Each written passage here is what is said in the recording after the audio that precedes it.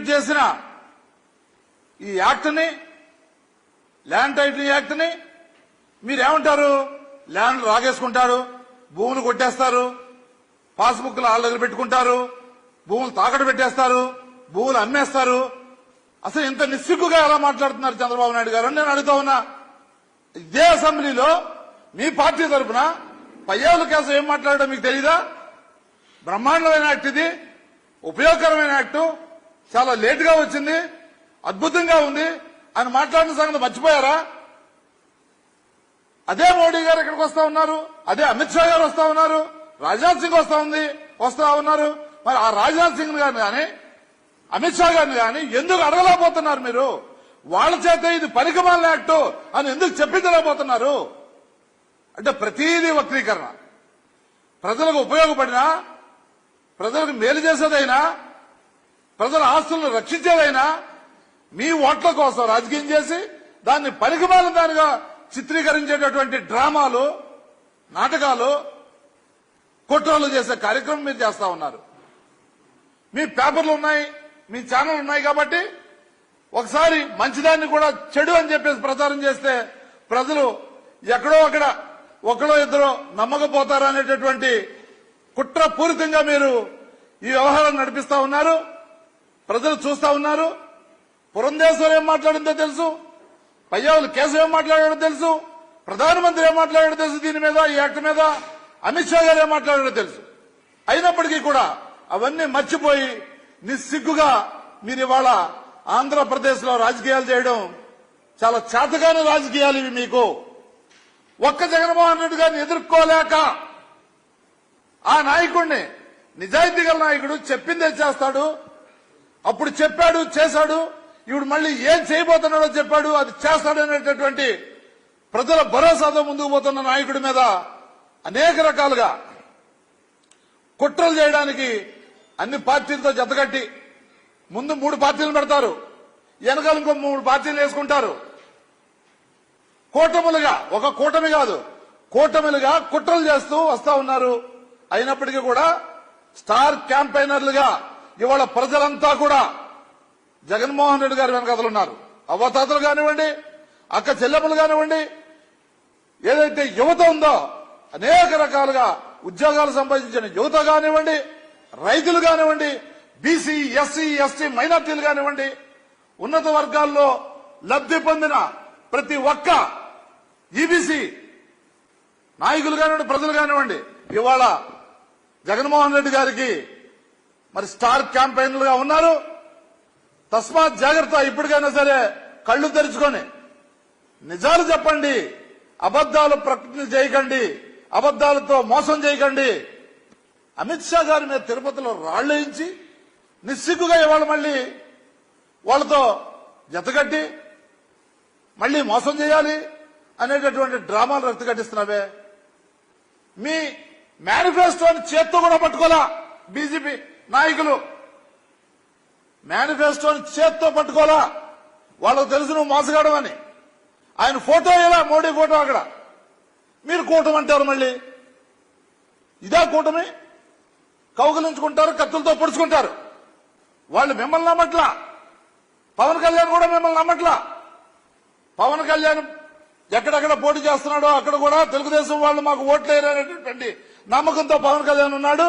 ఆయన కూడా ఓడిపోతున్నాడని ప్రగాఢంగా విశ్వసిస్తా ఉన్నాడు. పిఠాపురంలో ఒకరికొకరు పొత్తుల రూపంలో మోసం చేసుకునే కార్యక్రమం జరుగుతుందని ప్రజలంతా చూస్తా ఉన్నారు. కాబట్టి మీరు మాట్లాడింది ఏదైనా సరే ప్రజలకు ఉపయోగపడే దాని గురించి నిజాలు మాట్లాడండి కోరుకుంటా ఉన్నా.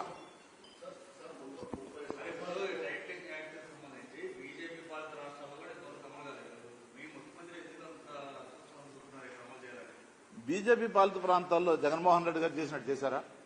ఈ దేశంలోనే ఏ నాయకుడు చేయని విధంగా ఒక మేనిఫెస్టో ఇచ్చిన తర్వాత ప్రజల కోసం, ప్రజల నుండి తీసుకున్న సూచనలు, సలహాలతో ఇవాళ జగన్మోహన్ రెడ్డి గారు ఈ దేశంలోనే నంబర్ 1 నాయకుడిగా, ఏ ఒక్క నాయకుడు జగన్మోహన్ రెడ్డి గారికి సాటి రారు. ఎందుకంటే ఇవాళ ఇదే చంద్రబాబు నాయుడు రైతులను మోసం చేయడానికి ఆ రోజు ఏం చెప్పాడు? నేను రుణమాఫీ చేస్తాన్నాడు. వచ్చిన తర్వాత ఏం చేశాడు? ఇంతేనే, ఇదే చేస్తాను. ఇంతకంటే చేయను అని చెప్పేసి మొహం మీద నిస్సిగ్గుగా రైతులను మోసం చేయలేదా, మహిళలను మోసం చేయలేదా? కానీ జగన్మోహన్ రెడ్డి గారు చెప్పింది చేశారు. 14లో ఏం చెప్పారు అదే 19లో కూడా చెప్పారు. ఇవాళ 19లో చేసిన దానిగా ప్లస్ నవరత్నాలు ప్లస్ అని కొంచెం ముందుకు తీసుకెళ్లారు తప్ప ఇవాళ జగన్మోహన్ రెడ్డి గారు చెప్పింది చేస్తారని చెప్పేసి బ్రాండ్, అదొక బ్రాండ్. చేసేది చెప్తారు, చెప్పేది చేస్తారు. చెప్పాను నేను.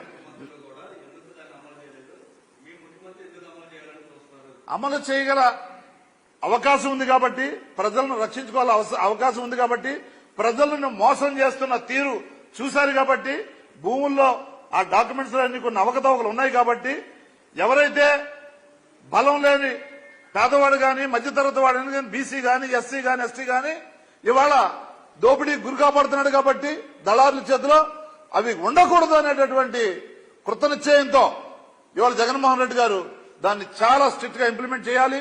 వాళ్ళ ఆస్తులు వాళ్ళకే చెందాలి, ఇంకొకటి దోపిడీ గురి కాకూడదు అని నమ్మారు కాబట్టి దాంట్లో ప్రజలకి మేలు జరిగే అవకాశం ఉంది కాబట్టి ఇవాళ ఇంప్లిమెంట్ చేయడానికి ముందుకు వస్తా ఉన్నారు.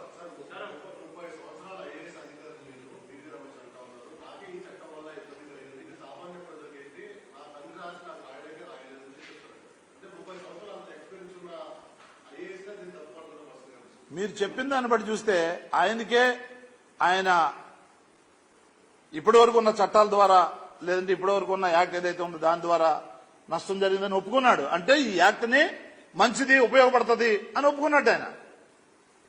ఇది వస్తేనే మంచి జరుగుతుంది నాకు అని డైరెక్ట్ గా ఒప్పుకున్నట్టే కదా రమేష్ గారు. దాన్ని ఎందుకు గ్రహించరు? ఇట్లాంటి మేధావులే ఇట్లాంటి యాక్ట్ రావాలి, నాలాంటి వాడు కూడా సెక్యూరిటీ ఉండాలి అంటే, లేదా నాలాంటి వాడు కూడా భూములు సక్రమంగా ఏ విధంగా ఇబ్బంది లేకుండా ట్రాన్స్ఫర్ కావాలంటే ఆస్తులు అనేటటువంటి పద్ధతిలో ఉన్నారంటే దాని అర్థం ఏంటి? దీన్ని నమ్ముతున్నాడు కాబట్టి, దీంతో విషయం ఉంది కాబట్టి, ఇది ప్రజలకు ఉపయోగపడుతుంది కాబట్టి జగన్మోహన్ రెడ్డి గారు ఇంప్లిమెంట్ చేయడానికి ముందుకు వస్తా ఉన్నారు. అయినప్పటికీ కూడా దీని మీద ఇంకా సర్వేలు జరగాలి, ఇంకా సూచనలు సలహాలు తీసుకుంటా ఉన్నారు. దీని నిబంధనలు కూడా ఇంకా తయారు కావాల్సి ఉంది. ఆ తర్వాత తప్పనిసరిగా ఇది ఉపయోగపడే యాక్ట్ అని చెప్పేసి ముఖ్యమంత్రి గారు ప్రగాఢంగా నమ్ముతా ఉన్నారు. ప్రధానమంత్రి గారు దాన్ని ఇంప్లిమెంట్ చేయడానికి ముందుకు వస్తా ఉన్నారు. దుష్ప్రచారాన్ని మారుకోవాలని చెప్పేసి కోరుకుంటా ఉన్నా. బీజేపీ నేతలే అంటే ప్రధానమంత్రి గారు చెప్పమనండి. ప్రధానమంత్రి గారిని ఇది పనికిమాలిన యాక్టు, ఇది ఉపయోగపడదు, కావాలని నేను చేశాను, ఆంధ్రప్రదేశ్ లో ఉన్న ప్రజల్ని మోసం చేయడానికి నేను తీసుకొచ్చాను అని చెప్పమనండి. చెప్తారా? ప్రధానమంత్రి వస్తున్నాడు కదా, అడగండి. మీరు వెళ్ళి చంద్రబాబు నాయుడుకి తీసుకురావాలని అడగండి. అడుగుతాడా? ఆ శక్తి ఉందా? ఎందుకు పనికిమాలని ఈ మోసం చేసే కార్యక్రమాలు ప్రజలను చేస్తా ఉన్నారు చంద్రబాబు నాయుడు గారు? పురంధేశ్వరే చెప్పింది బ్రహ్మాండంగా, ఇది బాగుంటది, చాలా బాగుంటది అని చెప్పేసి. అంటే బీజేపీ వాళ్ళు మాట్లాడతారు, జనసేన ఒకటి మాట్లాడుతూ పాపం ఏం అర్థం కాదు ఆయనకి. బీజేపీ ఏం మాట్లాడుతుందో అర్థం కాదు, తెలుగుదేశం ఏం మాట్లాడుతుందో అర్థం కాదు. ఆయనకు రావాల్సిన మూటలు వచ్చేస్తే ఆయన పని చేసుకుంటూ పోతా ఉంటాడు. ఇది ఈ కూటమి యొక్క స్టాండ్. అవగాహన లేని రాజకీయం, మోసం చేయాలనే కుట్రతోటే ఈ కూటమి ఏర్పడింది కాబట్టి ప్రజలెవరు ఈ కూటమిని నమ్మరు. పవన్ కళ్యాణ్ కూడా ఓడిపోతున్నాడు, చంద్రబాబు నాయుడు ఓడిపోతున్నాడు, ఇక్కడ లోకేష్ ఓడిపోతున్నాడు, ప్రజలు ఓడిస్తున్నారు. Thank you.